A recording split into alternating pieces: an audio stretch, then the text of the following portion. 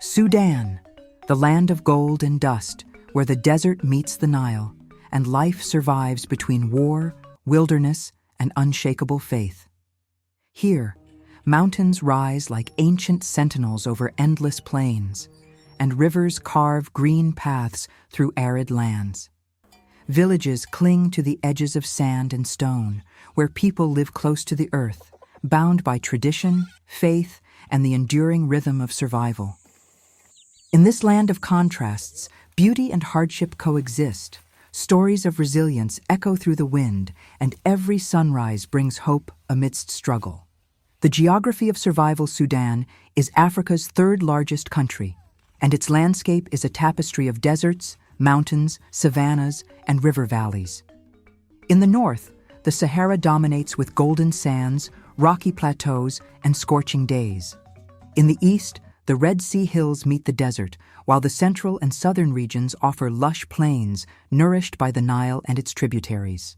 Villages are often isolated, located near the river or fertile patches of land where farming is possible. Life here is dictated by the seasons. During the dry months, water is scarce, and survival depends on wells, small dams, or the slow flow of the Nile. When rains arrive, rivers swell, crops flourish, and the desert seems to breathe once again. Sudan's villages are built on the foundations of an ancient world. The ruins of Kerma, Napata, and Meroe remind locals of their proud history. Though many villagers may not visit these sites regularly, the sense of heritage is alive. Traditions, crafts, and storytelling are passed down through generations, echoing the rhythm of kingdoms that once ruled the Nile. Even today, farmers use simple techniques that resemble those of their ancestors. They plow fields with oxen, plant sorghum and millet along the riverbanks, and harvest dates from tall palm trees. In their daily labor, there is a quiet continuity, a link to a past that refuses to be forgotten. A Sudanese village, or qarya, is small but vibrant. Houses are made from sun-dried mud bricks, clay, or sometimes cement, and rooftops often serve as spaces for drying crops or gathering in the evening. Narrow lanes wind between homes, connecting families, and open spaces become gathering points for children and elders alike. At the village center, there is usually a mosque or church, a small school, and sometimes a local market. These central areas are more than functional. They are the heart of the village, where people meet, share news, and reinforce social bonds. Community life in Sudan is defined by mutual support. Neighbors help each other with harvesting, building, or during times of crisis. Agriculture and farming. In Sudan, life flows with the river. The Nile has carved not only valleys but livelihoods, shaping the rhythm of daily life, the food people eat, and the culture that endures through centuries. Agriculture is the lifeblood of Sudanese villages. For generations, farmers have depended on the Nile, seasonal rains, and the fertile soil along its banks to grow crops, feed their families, and sustain their communities. Farming here is more than an occupation. Sudan's agriculture is diverse, reflecting its varied geography. Along the Nile Valley, the soil is rich and dark, ideal for grains, vegetables, and fruit trees. In the northern regions, desert margins make farming more challenging, and farmers rely on irrigation and wells. Southern Sudan has wetter plains, supporting a mix of subsistence farming and livestock grazing. Rivers and seasonal floods determine planting schedules. Farmers carefully track the Nile's rise and fall, knowing that too little water can ruin a harvest, while too much can wash away months of labor. In many villages, canals, ditches, and small dams are used to channel water efficiently, blending ancient techniques with modern methods. Major crops of Sudan. The primary crops in Sudanese villages include sorghum, a staple for porridge, bread, and beer, hardy enough to grow in semi-arid conditions. Millet, another staple grain, especially in rural households. Wheat and barley, grown in cooler regions and used for bread and food trade. Corn, maize, increasingly cultivated for both human consumption and livestock feed. Sesame and groundnuts, peanuts, important cash crops for local markets and exports. Fruits and vegetables, dates, okra, tomatoes, melons, and onions thrive along riverbanks. A Sudanese farmer's day begins before sunrise. Men and women head to the fields, guiding oxen or donkeys, carrying tools, and checking irrigation channels. Children often assist after school, collecting vegetables, feeding animals, or helping with harvesting. During the hottest hours, farmers rest in the shade, eat simple meals of bread, beans, and tea, and discuss the day's work. By late afternoon, activity resumes, watering crops, repairing fences, and preparing for the next day. Livestock is an essential part of Sudanese village life. Most families keep cows and water buffalo for milk, plowing, and meat. Goats and sheep, small but versatile, providing milk, cheese, and wool. Camels, particularly in desert areas, used for transport, milk, and trade. Chickens and pigeons, supplementary food sources and sometimes sold at markets. Animals are not just property, they are companions and investments. They provide sustenance, income, and help in everyday farm work. In many villages, livestock is carefully tended from dawn to dusk, and the well-being of animals directly affects the family's survival. Harvested crops and animal products are sold in village markets. Farmers bring sacks of sorghum, baskets of dates, and jugs of milk to barter or sell. Market days are lively, full of color, sound, and negotiation. Women often participate by selling vegetables, dairy products, or handmade goods. These markets are more than economic centers. They are social hubs where villagers exchange news, celebrate achievements, and reinforce community bonds. In Sudan's villages, the fields may grow the crops, but the markets grow the community. Here, every day is a dance between labor and exchange, survival and celebration. The local market, or souk, is the heart of rural life in Sudan. Farmers rise before dawn, loading baskets of fresh produce, sacks of grains, and jugs of milk onto donkeys, carts, or sometimes trucks. Some walk for miles, carrying goods along dusty paths, driven by the hope of selling enough to feed their families and earn a small income. As the sun rises, the market awakens. Voices fill the air, bargaining, laughing, calling out prices. Bright colors flash from woven baskets of tomatoes, onions, okra, and peppers. Golden grains glint in the sunlight, and bundles of fresh herbs perfume the warm, dry air. Livestock is a major part of the local market. Goats, sheep, and sometimes camels are led into the open spaces, their owners proudly presenting them for sale. Traders evaluate their health, size, and strength, negotiating prices that will sustain the family for months. Milk, butter, and cheese from cows and goats are sold alongside grains, connecting the farm directly to the table. Forest and Savannah tribes of Sudan. Beyond the deserts and the Nile, Sudan is a land of hidden forests, rolling savannas, and tribes who live in harmony with the land, people whose traditions have survived centuries of change. While much of Sudan is dominated by desert and river valleys, the southern and central regions are home to forest and savanna communities. Here, villages are surrounded by trees, grasslands, and seasonal wetlands. The people who live here are often called forest or savanna tribes, including groups like the Dinka, Nuer, Shilluk, and Fur, among others. These tribes have developed unique cultures, lifestyles, and survival strategies that are closely linked to their environment. Village life in the forest and savanna. A forest or savanna village is often a cluster of thatched huts made from mud, clay, and palm fronds. Open spaces between huts serve as gathering areas for ceremonies, storytelling, and communal work. Children run barefoot through grasslands, while elders sit under acacia trees, sharing wisdom about the land, hunting, and the history of their people. Life here is dictated by nature's rhythm. The rainy season brings rivers and ponds to life, crops flourish, and fish provide an additional food source.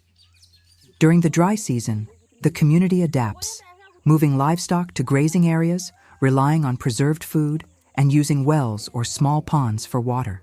Survival depends on deep knowledge of the land, passed down from generation to generation. Farming and food practices. Unlike the Nile Valley, where irrigation dominates, forest and savanna tribes rely on rain-fed farming. Staple crops include sorghum and millet, the backbone of the diet, used for porridge and flatbreads, maize and groundnuts, grown in small plots for family use and local trade.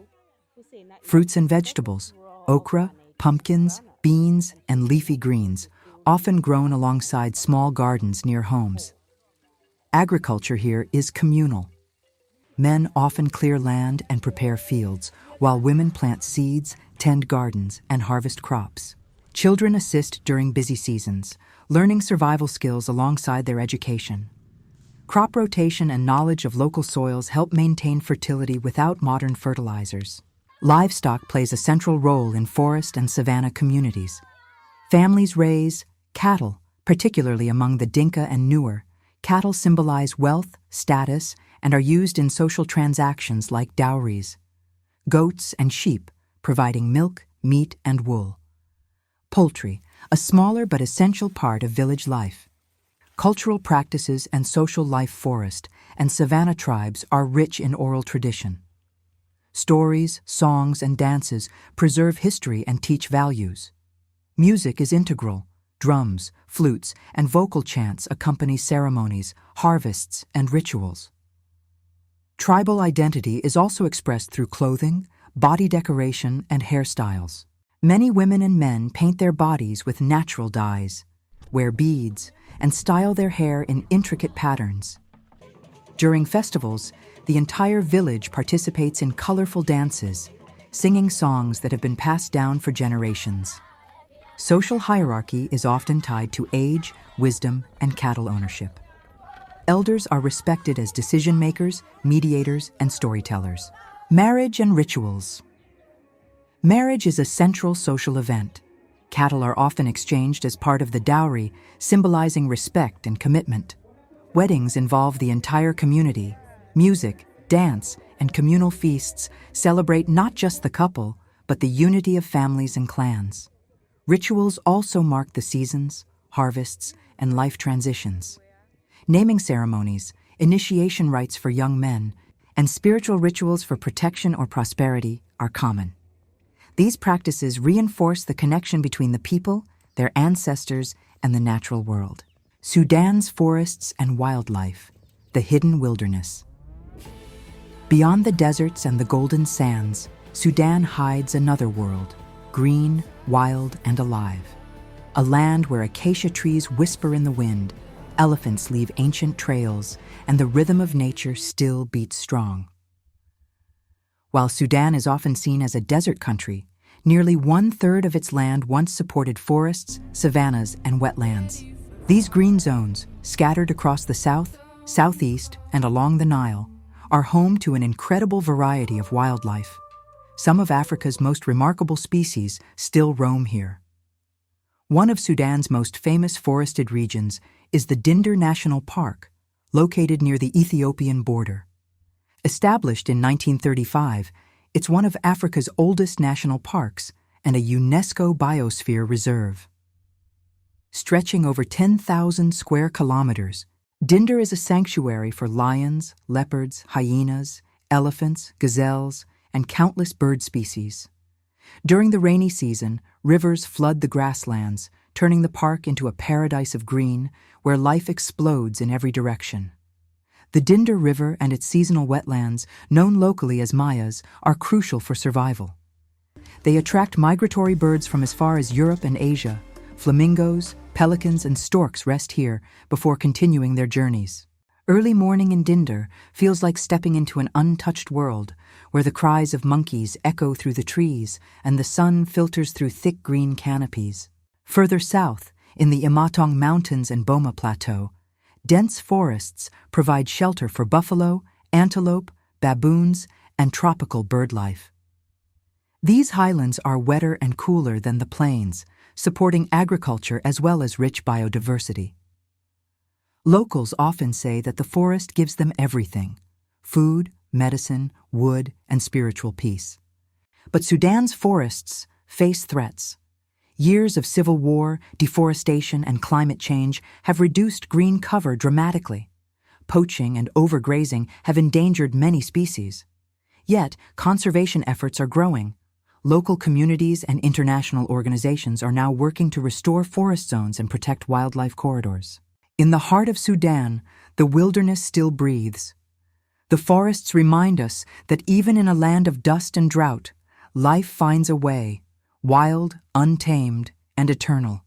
The hidden gold of Sudan. Villagers in the mines.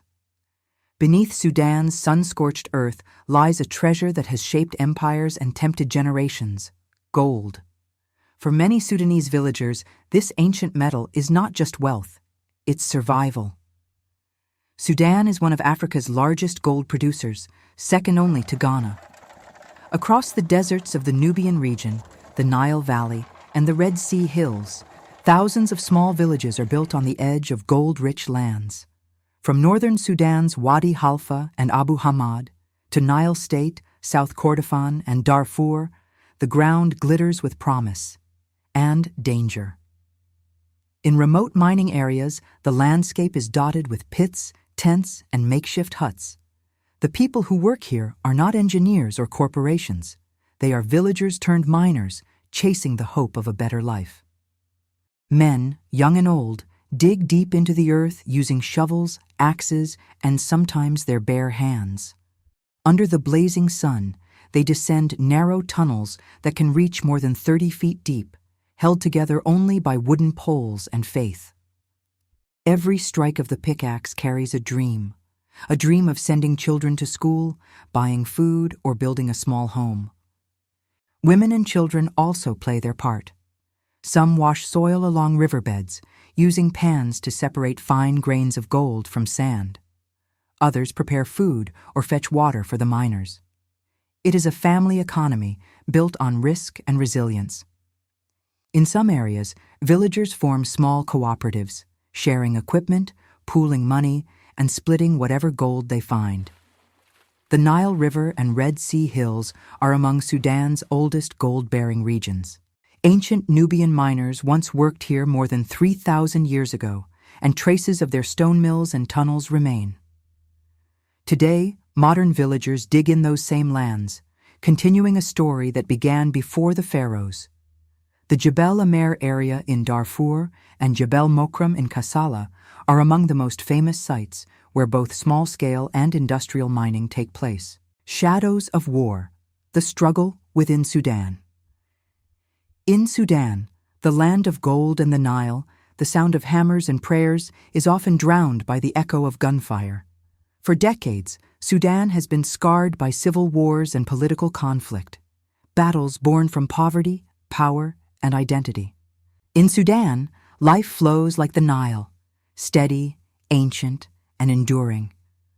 From golden deserts to green forests, from farmers in the fields to miners in the dust, every heartbeat tells a story of strength. Here, people live close to the earth, working, praying, dreaming, holding on to traditions older than time itself. Even through hardship, drought, and war, the Sudanese spirit never fades. It shines in a mother's song, in a farmer's hands, in a child's laughter echoing through the village at sunset. This is Sudan, a land of gold and dust, of faith and resilience, where every sunrise is a new beginning. As the sun sinks beyond the horizon, the villages fall silent, and the river glows like molten gold, whispering the same truth it has for centuries. Life in Sudan endures, always. If you were inspired by the strength and beauty of Sudan's village life, don't forget to like, share, and comment below. Tell us what part of Sudan's story touched you the most, and subscribe to Wandering Roots for more journeys into the world's most remote and beautiful places. Together, let's keep the stories of our shared humanity alive. One village, one voice, one adventure at a time.